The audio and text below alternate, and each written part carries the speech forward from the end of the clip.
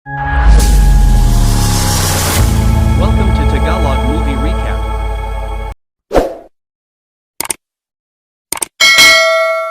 Nagsisimula sa isang 17 taong gulang na batang babae na pinangalanan si Noah ay nag-iimpake na siya ng mga gamit niya para ilipat. Sa ibang lungsod ang babae ay naglalagay larawan kasama ang kanyang ama at ito ay obvious naman na pareho silang race car mga driver kapag pumunta siya sa bagong lungsod. Nagbabasa ng libro si Noah at tahimik sa kotseng sinusubukan ng kanyang ina na si Emma ang ina. Makipag-usap sa kanyang anak na babae ngunit ang babae ay nagpatuloy ang pagbabasa ay ipinaalam ni Emma sa kanyang anak na babae yon. Nakilala at napangasawa niya ang isang mayamang lalaki kaya lilipat na sila sa kanyang luho. Mansion bagaman ipinaliwanag ni Emma na ang walang choice si Tin kundi lumipat ng tirahan. Bago maging 18 ang kanyang anak na babae ay nabalisa sa pag-alis sa kanyang bayan. Mga pagmamalabis ang pool magarbong kotse at higit pa pagkatapos ipakita sa kanya ni Emma ang bago. Silid tulugan ng batang babae ay nagsimulang mag-unpack sa kanya kumukuha ng mga larawan ng kanyang sarili at mahal. Damit at ipinadala ito sa kanyang kaibigan bilang lumabas siya sa terrace na nakikita niya. Ang kanyang kapatid sa ama na si Nick noong kanyang kaibigan mga tawag ay sinasabi niya sa kanyang kaibigan na sa kabila. Ang kanyang mayamang bagong pamilya ay mas nararamdaman niya bahay sa kanyang old town na naghahanap ng merienda. Biglang binuksan ni Noah ang ref, nagulat siya nang makita si Nick na sobrang gwapo dahil hindi niya tinapos ang tumawag sa kanyang kaibigan gamit ang telepono konektado pa rin ang kanyang kaibigan sa narinig lahat at nalaman ang pangalan ni Nick. Umupo siya at inabot ang phone niya natatakot siya sa laki ng pamilya. Aso at nagsimulang magpanik ngunit nagbabala si Nick, hindi niya ito galitin sa unang pagkakataon. Romantiko ang pakiramdam ng magkapatid sa kalahati koneksyon pabalik sa kanyang silid na pagtanto niya. Driveway at umalis ito pala si Nick, nag-ho-host ng isang party para sa isang mapanganib. Pinangalanan ng ex-convict si Ronnie ang kanyang bagong kaibigan sinasabi sa kanya na hindi alam ng mga magulang. Sa mga aktibidad ng kanilang anak na makita yun si Nick ay isang babaero na tinatamaan niya. Iniiwan siya nang mapansin ng kapatid niya ang kaakit-akit ni Noah ay sinusubukan niyang gawin. Patatagin siya sa pamamagitan ng pagturo ng tato malapit sa tenga niya sinabihan siya nito na lumayo. Kanyang negosyo at hindi binanggit ang mga partido sa bahay na kilala ng kaibigan ni Jenna Nick si Noah, at nagpa-party sila sa kaibigan ni Nick, Lion showing off his car Noah then tumingin sa mga larawan ng kanyang nobyo na kasama niya matalik na kaibigan at gustong mag-higanti sa pamamagitan ng paghalik.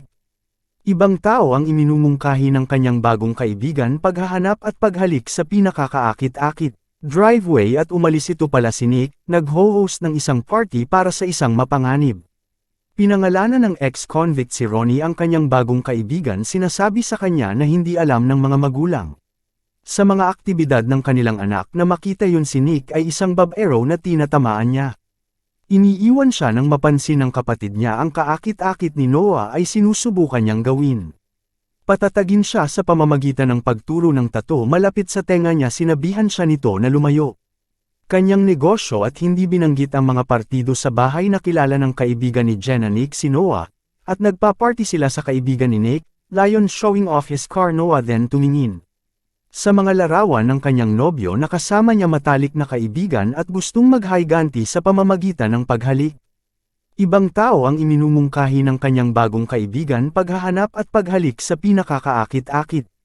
Lalaki doon pagkatapos lapitan at halikan sa kotse siya ay nagsisimulang kumilos ng kakaiba pagkarating nila sa bahay nilagay ni Nick ang kanya.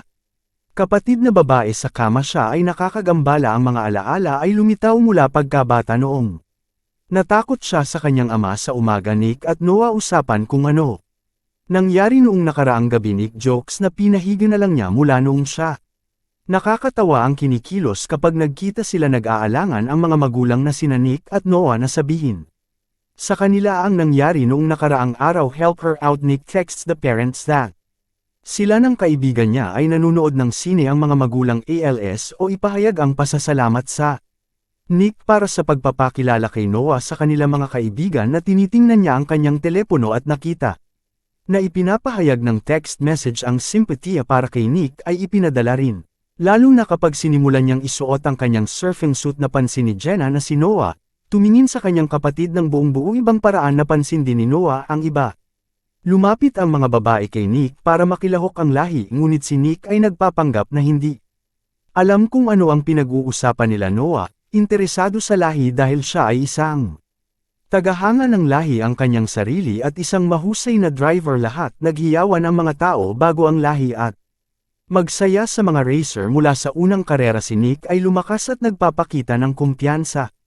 At kalmado nang mapansin ang kanyang ate, nag-ambala si Noah kasama si Jen and Nick, her cause he finds Noah very attractive, ngunit nang maabyute ni Nick ang kanyang karibal. Napansin ni Noah kung gaano kabila si Nick, napalingon muli si Nick nang makita niya. Pinaglalaroan ni Mario si Jen and Nick Falls ay kaunti sa likod, gayunpaman habang nagtitipon si Nick, ang sarili niya ay nangunguna sa kanyang mga maneuvers karibal at nagtapos bilang panalo sa. Gumawa si Ronnie ng paraan para manlinlang Nick pagkatapos ng kanyang tagumpay sa parehong oras kapag walang Noah na nakatanggap ng text mula sa kanya.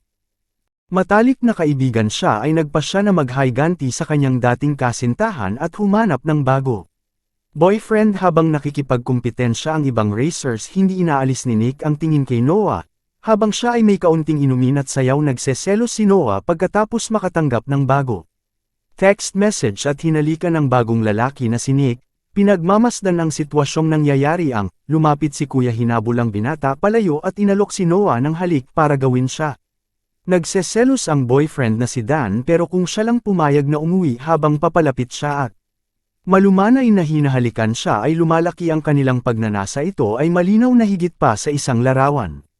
Pumasok si Noah sa kotse pagkatapos ipadala ang picture na nakipaghiwalay siya kay Dan. Telepono, nagpasya siyang kunin ang kotse para sa isang sumakay, kaya siya ay nasa likod ng manibela at hindi siya nakakarating sa kotse sa oras. Nagmamadali sa pagsisimula, sabi ni Ronnie na kung walang pumupunta automatikong panalo ang kanyang koponan, kaya nagpasya ang batang babae na simulan ng karera. Ang mga kaibigan ni Nick ay nagalit na hindi siya sa kotse at hindi alam kung sino ang driver. Ay si Noah ang nagmamaneho kapag ang karera. Nagsisimula ang dalawang drive leeg at leeg sa una, pero sa unang corner ay hinihila niya. Saglit sa unahan bago bumagsak muli ay mabilis siyang nakahabol at pumasa siya sa susunod na pagliko, ngunit sa pinakamahirap na curve ng track na kanyang surge. Para sa pasulong at paulit-ulit na pag-atake sa kanya, ganap na frustrated Ronnie starts. Hinampas ang kotse ni Noah, kaya nalilito siya tungkol sa kung ano ang nangyayari. Noah crosses ang finish line muna, pero si Noah pala nilabag ang mga patakaran, kaya kailangang magbayad si Nick ang nasirang sasakyan at ibinalik ito. Kinukuha ni Nick. Lumabas na ang ate niya, pero nang magsimula na si Ronnie, sakta ng kanyang Nick na paaway, sumiklab ang awayan sa pagitan ng dalawang magkatunggalinggang maghanda upang ipagdiwang ang darating holiday, ngunit pagkatapos ay napagtanto ni Noah na mayroon si Nick. 4 na araw na nawala si Nick, natutulog sa dalampasigan habang sina Emma at ay maghahanda para sa kaganapan na si Emma ay nabalisa kahit na sinusubukan ng kanyang asawa. Para pakalmeyan siya, napansin ng kanilang anak ang lahat nito at napagtanto ng totoo ang kanyang mga magulang. Mahal ang isa't isa. Nick nakikipaglaro sa kanyang nakababatang kapatid na babae na si Maggie on the beach, pero sabi niya kailangan niyang umalis ng maaga niyan gabi. Umuwi ang pamilya at maya-maya bumalik si Nick para makitang nagsisinungaling si Noah sa couch. Siya umupo kasama niya kasi naaakit siya sa kanya. Patuloy sila tahimik na hindi mapigilan hanggang sa kanilang ina. Dumating kinabukasan, nakita ni Nick si Noah, paghuhugas ng kanyang sasakyan ay hindi siya papayag.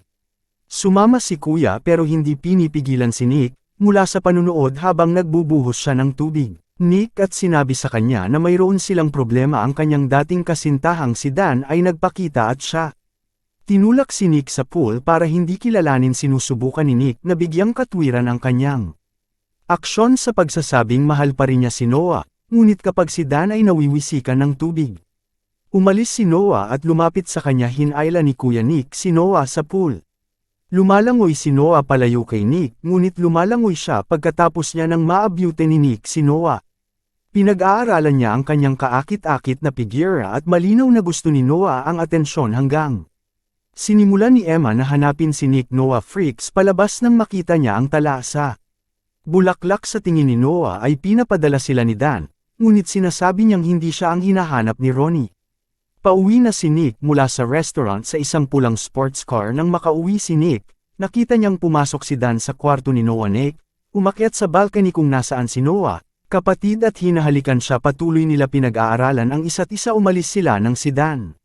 Putol sa kanila napansin ng ama ni Nick, ang kanyang mga gasgas noong umagang iyon ang mayordomo. Nakikipaglaro kasama si Nick na sinasabing siya naglinis ng mga dahon sa tabi ng pool ang dalaga. Nakatanggap ng panibagong liham pagbabanta ngunit hindi ipinaliwanag ang sitwasyon sa kotse. Tinatalakay ng magkakaibigan kung paano sila nakapasok sa lahi, sabi ng kaibigan ni Anna. Nick sa lahat. Sino ba talaga ang nagturo kay Noah na magmaneho na sa isang pagdating sa lahi Noah? Ibinigay sa kanyang kapatid ang parehong modelo ng kotse na yun. She lost. Nick says he is falling more. At higit pa sa pag-ibig at sila ay nakakakuha sa kilala ang isa't isa at nagiging mas malapit bilang. Dumating na ang mga kaibigan nila. Tumigil sila. May bagong sasakyan na ipapakarera nila. Dumating sa fight club ang kapatid na babae. Sinusubukan pinipigilan si Nick na lumaban pero siya ay gagantimpalaan pagkatapos ng away. Nick hitsura para mapansin ng kapatid niyang si Noah. Si Mario, paghalik sa kanya itinulak ni Nick ang kaibigan. Palayo inamin ni Noah kay Nick na natatakot siya. Siya at dapat nilang putulin ang mga ugnayan na iniwan nila ang party sa umaga. Nagtatrabaho si Noah sa isang cafe habang tumatakbo si Nick sa dalampasigan. Habang nagtatrabaho si Noah ay naaalala kung gaano siya kasaya. At Nick ay magkasama sa paglaki niya naglalagay ng mga sticker sa kanyang sasakyan kasama ng mga ito. Nanginginig ang mga kamay ni Butler Noah kapag siya ang receive ay tumatanggap ng isa pang pagbabanta. Sulat sa trabaho. Samantalang ang kanilang ama nagsasabi kay Nick tungkol sa ama ni Noah na siya baka masaktan na naman si Noah. Simula noon tinalo ng husto si Noah noong bata pa siya. Nakalabas sa kulungan 2 linggo na ang nakararaan. Ang hiniling ng mga magulang kay Nick na suportahan ang kanyang kapatid na babae. Tinulak si Noah sa closet na hinailan ni Nick. Lumabas siya pagkatapos ay pinahiga ni Nick si Noah. Nang makauwi sila ay natakot si Noah. Hiniling niya sa kanyang kapatid na manatili sa kanya. Pinakalma niya ito at nakatulog. Kinaumagahan nagising sila sa parehong kama ang kanilang ama. Na pumasok sa room ay mag-uulat na si Maggie ay nasa ospital at tinawag ang kanyang kapatid. Mukhang malusog si ate, sabi ng doktor. Na maayos ang lahat at siya lang kailangan ng kaunting pahinga. Nagsimula sina Nick at Noah para makipag-usap at ipinagtapat ni Nick ang kanyang pagmamahal. Siya ay tumungo sila sa dalampasigan upang puntahan. Mas kilala ang isa't isa. Bumaba si Nick kanya at tinuntun ang kanyang peklat at ginawa ang anumang bagay. Gusto niya sa umaga sila mag-usap tungkol sa kanilang sarili at naging masaya sila. Sabay ulit na iminungkahi ni Nick na tumakbo sabay-sabay nang huminto sila sa isang gas istasyon. Iniwan ni Nick ang kanyang kapatid sa kotse at nangakong babalik kaagad na maging ama niyang si Jonas kung sino siya. Takot na takot siyang umamin sa nagpapadala ng mga nagbabantang sulat na naghahanap paghihiganti sa mga nakaraang pagkakamali. Ang tawag ni Jonas Emma at humihingi ng $1 million sa ransom. Nagpapaliwanag sa lokasyon ng pagbagsak. Jonas, sinuntok si Ronnie na pinag-iisipan ang susunod niyang galaw ay lihim na nagbabantay ang tao sa tago camera. Habang ang lahat ay nagtitipon sa tagpuan, tinanong ng detective si Nick kung nawalan talaga siya ng sasakyan. Nick confirms. Sinasabing patuloy siyang nagbabayad ng insurance nila. Alamin na maaari nilang subaybayan ang kotse sa pamamagitan ng GPS na pagtantong nalaman niyang naghahanda si Jonas upang tumakas ang kanyang anak na babae ay nagmaneho ng pulang kotse palabas ng garahe na sinusubukang takasan si Nick. Naabutan at binaril ni Jonas ang kanyang dating asawa, ay Shields ang kanyang asawa na may malita. Ipinaliwanag ni Jonas na inagaw niya ang kanyang anak na babae dahil hindi siya naging champion racer. Nadama ang kanyang pagpanaw si Noah ay may epapa niya. Sila ay nagpindot hanggang sa naharang ang detective leans in at dinisarmahan ang bandit na nagtatapos sa pagtugis kay Ronnie. Nahuli ng mga pulis matapos ang habulin si Emma ay natuklasan ang isang bangkay niya. Ang dating asawang si Noah at Nick ay hindi nasaktan ng gabing yun sa bahay. Si Nick ay nangakong tutuparan. Pinuprotektahan ang kanyang kapatid na babae. Inamin niya ang kanyang pagmamahal para sa kanyang Noah ay kinikilig ito. At dito nagtatapos ang Tagalog Movie Recap. Thanks for watching.